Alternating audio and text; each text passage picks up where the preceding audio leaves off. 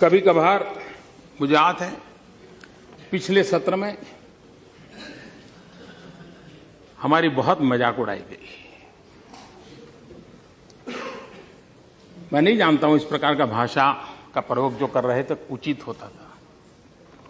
यहां तक कह दिया कि आपको वीजा दे रहे हैं पार्लियामेंट में आने का। इस प्रकार का प्रयोग करने वाले लोगों को मैं और तो कुछ कहता नहीं हूं, लेकिन मैं इतना कहता हूं, अंतर्राष्ट्रीय स्थानों पर कुछ काम निर्धारित होते हैं जिसको करने पड़ते हैं।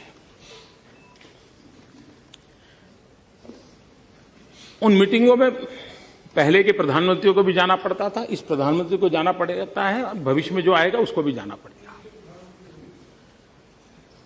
लेकिन वही एक मजाक का विषय बन जाए कि हमारी राजनीति इतनी नीचे आ गई है कि हम कोई ऐसी बातों की चर्चा कर रहे हैं कि आपके पास मेरी आलोचना करने के लिए और कोई मुद्दे नहीं बचे। लेकिन मैं कहना चाहता हूं, अगर आपको देश की इतनी चिंता थी तो आप इस देश का प्रधानमंत्री विदेश गया तो कितना समय कहां बिताया, कभी उसकी भी तो जांच कर लेते, कभी उसकी भी तो इंक्वायरी कर लेते। मैं आज कहना चाहता हूं जी, मैं जापान गया तो जापान मेरे कार्यक्रम में मैंने एक कार्यक्रम क्या जोड़ा, मैं वहां एक नोबेल लॉरिएट साइंटिस्ट यामाहा को मिलने गया। क्यों? फोटो निकलवाने के लिए। मैं इसलिए किया गया कि उन्होंने स्टेम सेल के अंदर जो रिसर्च की है, मैंने जितना पढ़ा था तो मेरे मन में आया था शायद इनकी एक खोज हमारे काम आ सकती है क्या। क्योंकि मैं जानता हूं मेरे देश के आदिवासी, उन आदिवासियों को परंपरागत रूप से सिकल सेल की भयंकर बीमारी से जूझना पड़ रहा है, और सिकल सेल की बीमारी कैंसर से भी भयंकर होती है। जिन्होंने सिकल सेल की बीमारी वालों के विषय में पूछा है तो पता चलेगा ये कितनी पीड़ादायक होती है, और पीढ़ी दर पीढ़ी चलती है। अभी तक उसकी कोई दवाई नहीं मिली है। एक आशा लगी है कि स्टेम सेल के द्वारा सिकल सेल की बीमारी से मुक्ति हो जाए। हम गए तो वहां गए, उनसे चर्चा की, और बेंगलोर के हमारे साइंस इंस्टीट्यूट के साथ आज उस दिशा में हमारा काम हो रहा है कि स्टेम सेल्स के द्वारा हमारे युवा साइंटिस्ट कुछ खोज करें। मेरे आदिवासी भाइयों को पीढ़ी दर पीढ़ी जो परेशानियों से जिंदगी गुजारनी पड़ती है, उससे वो बाहर आ रहे। हम ऑस्ट्रेलिया गए, G20 समिट में गए। हम कहां गए? मैं उस किसानों के साइंटिस्ट, एग्रीकल्चर साइंटिस्टों को मिलने गया, उनके लैब में गया जिन्होंने प्रति हेक्टर ज्यादा चना उगाने का और सबसे खराब धरती पर चना उगाने का सफल प्रयोग किया था, रिसर्च किया था। कहीं पढ़ा था मैंने, मेरे मन में पढ़ा था, मैं उनके पास गया।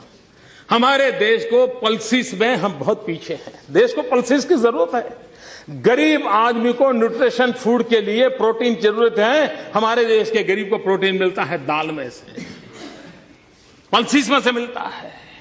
अगर हम हमारा किसान अच्छी मात्रा में पल्सिस पैदा कर सकता है, अगर प्रति हेक्टर ज्यादा पल्सिस पैदा कर सकता है तो उसको भी अच्छी आय मिलेगी और हमारे गरीब का भी भला होगा।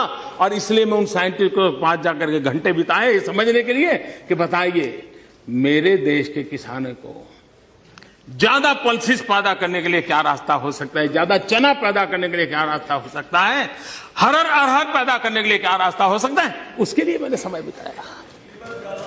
मैं एक और साइंटिस्ट के पास गया, इस बात के लिए गया मिलने के लिए कि उन्होंने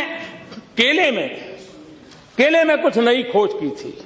मैं समझना चाहता, मुझे पूरा पता नहीं था, तो मैं ऐसे ही चला गया उनके पास, उनके साथ बैठा, उनकी लैब देखी, उनके प्रयोग देखे।